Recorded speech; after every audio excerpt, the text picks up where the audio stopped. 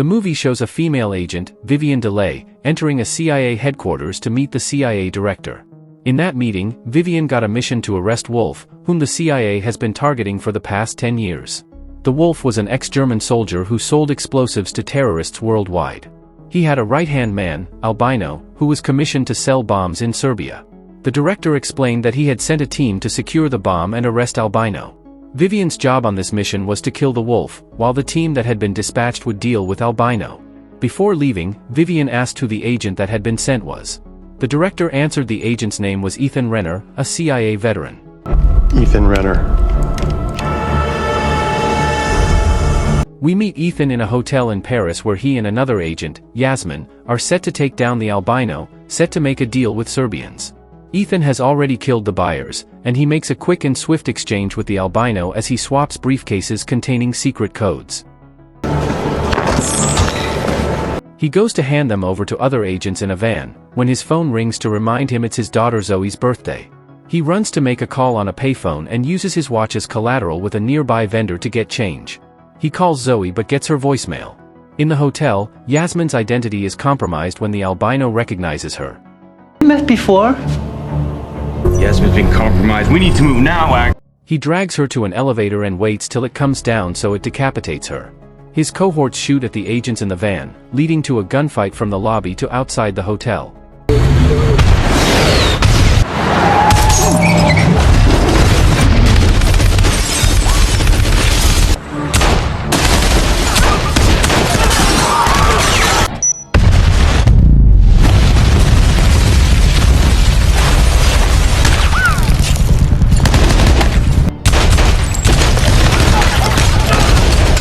Ethan runs after the Albino and kills his men before chasing the villain.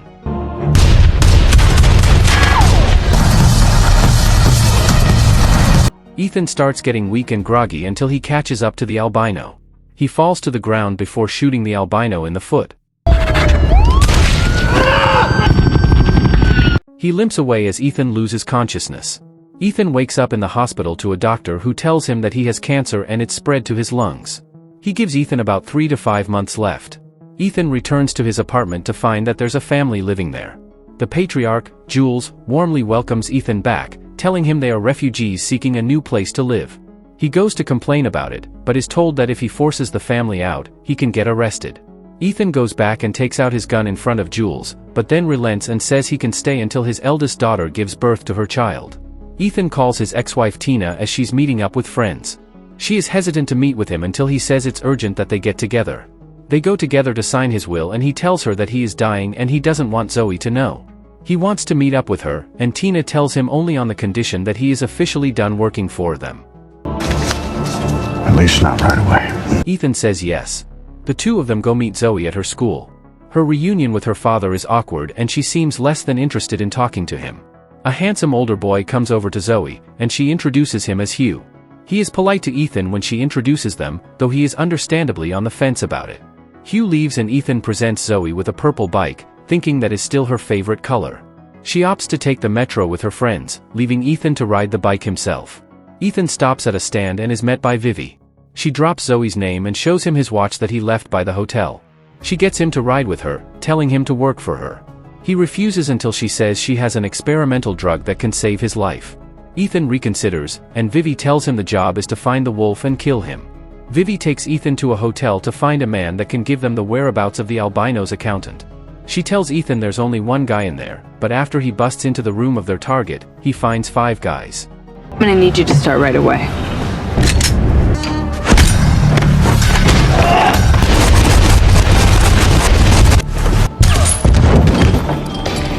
He and Vivi end up killing all of them when nobody gives them any info.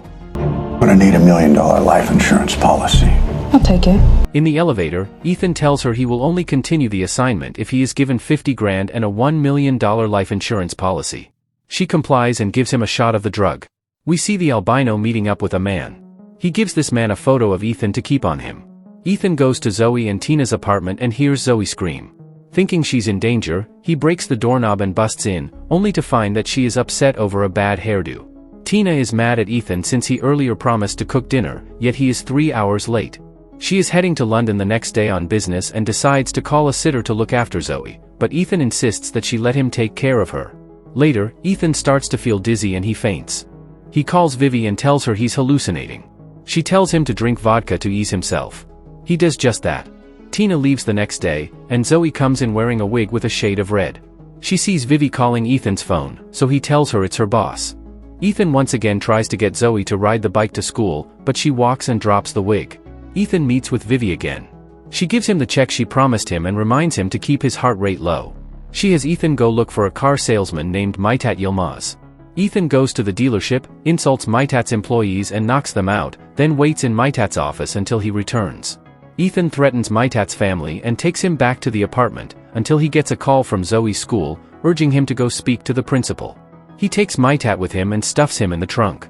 Ethan and Zoe meet with the principal. He learns that Zoe hit another classmate. He asks, open palm or clenched fist? As they leave, Zoe tells Ethan it was because the girl she hit was teasing a girl from Pakistan. Ethan says he's not mad and tells her it's an effective way to get rid of a bully. Maitat starts making a fuss in the trunk, forcing Ethan to go punch him and tell him to shut up. Zoe leaves him, agitated by his behavior and his constant coughing. However, she later calls him back to apologize and asks him to meet her at her favorite spot, a little theme park where her favorite ride is the flying chairs. Although Ethan initially goes to continue his search for the accountant, he leaves to meet with Zoe. Long of the teeth by your tongue. They go on the ride and have hot chocolate after. She tells him she has to go and study with her lab partner. Ethan goes to a store and is attacked by a man wielding a shotgun. He blasts Ethan, but he rises unharmed. He was most likely wearing a vest, and the two of them fight.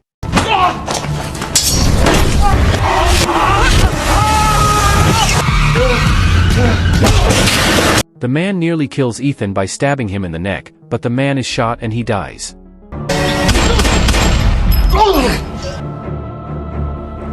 Ethan then notices the man was holding a photo of Ethan himself. Ethan goes home to see on Zoe's computer a message from a friend saying she'll meet her at the tattoo gallery.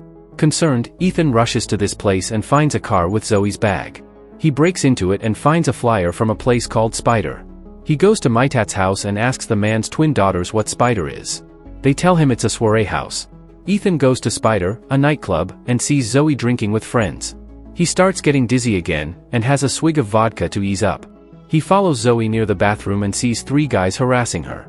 Ethan is held back by a friend of the boys, but he gets into Papa Wolf mode and kicks all their asses before getting Zoe out of there.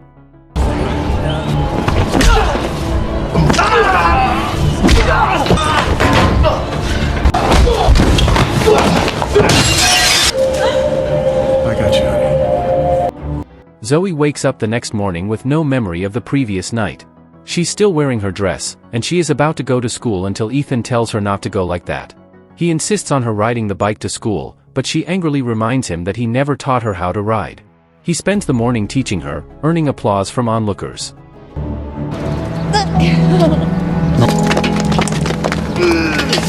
Zoe later tearfully asks him why he's been away for a long time.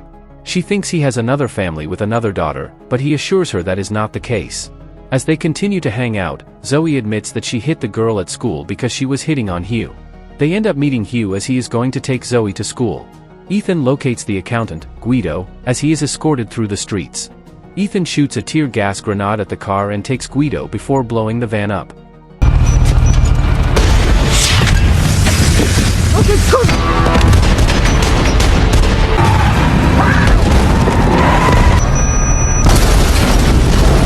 He takes Guido to his apartment to exchange the briefcase with codes he had earlier, with codes set to trigger explosives that the wolf and the albino are in possession of.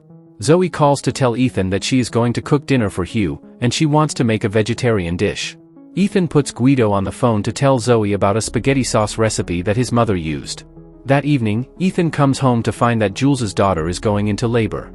She gives birth to a healthy baby girl, and she decides to name it after Ethan due to him allowing them to stay in his home. Jules says they are to leave as promised, but Ethan insists they can stay as long as they want. Jules says the family prefers a smaller home to stay closer to each other. Ethan goes back to Zoe's home and learns that Hugh asked her to prom, but she says she can't dance. Ethan decides to help her out, just as Tina comes home. She watches them dance, bringing tears to her eyes. They have dinner as a family, and Tina tells Ethan later that he ought to tell Zoe about his condition sooner or later. They end up sleeping together. The next morning, Vivi calls Ethan to tell him the albino is staying at the Grand Hotel. Ethan heads there and spots the wolf. The villains get in a car driven by Maitat. Ethan chases after them, slamming into the car until he pushes them all over a footbridge. Come on, accelerate!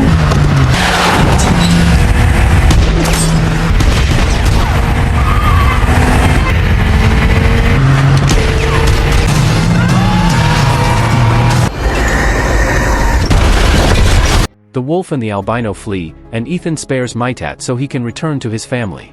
Ethan chases the villains into the subway, where he starts to get a nosebleed and he begins to feel dizzy. Before he can shoot the wolf, the albino drags a barely conscious Ethan toward the train tracks. He waits for the train to come even as the wolf yells at him to kill Ethan. Ethan regains enough motion to push the albino in front of the train just as it passes.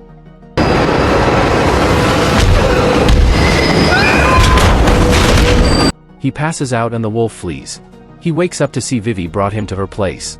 She reminds him of the wolf's escape, but tells him the results of his treatment turned out positive with the drug. Ethan, Zoe, and Tina go to meet with Hugh and his family.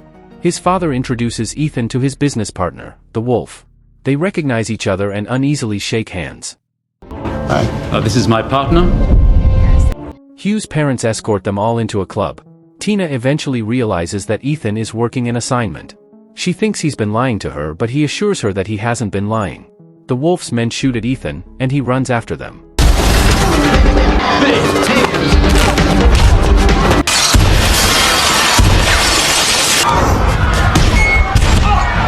He kills the goons before cornering the wolf in an elevator. He shoots the wires on the elevator, causing it to fall and crash to the bottom. You hear me in there?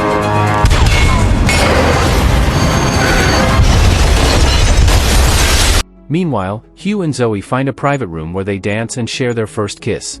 The wolf crawls out of the elevator, and Ethan finds him. He starts to feel weak again, unable to shoot him. He drops the gun, which the wolf reaches for until Vivi comes in and pushes it to Ethan to finish the job. I don't think so. Do it! Life wants me. Give it up. Thinking about Tina and Zoe, he refuses and drops the gun.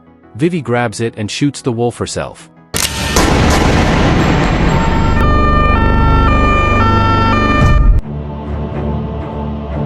Sometime later, Ethan is still staying with Zoe in a house near a beach. He's setting up a Christmas tree, after thinking he wouldn't live to see Christmas, and we hear him talking to Tina, saying there have been bad days, but they are still trying to keep their relationship well. Tina arrives in person, and Ethan acknowledges to her that he hasn't always been there for her and Zoe like he should have been. Zoe comes up to invite her mom and so Ethan can make them hot chocolate. Ethan goes into another room while Tina and Zoe sit together. She asks her mom if Ethan is going to stick around now. Meanwhile, Ethan finds a box with a large syringe and a note from Vivi wishing him a Merry Christmas. She has given him the drug so he can continue spending time with his family. In the distance, Vivi stands watching the family in their home. If you enjoyed this video, don't be shy, hit the like button, and if you disliked it, hit the dislike button twice just to be sure. You should watch the full movie. Thank you very much for watching.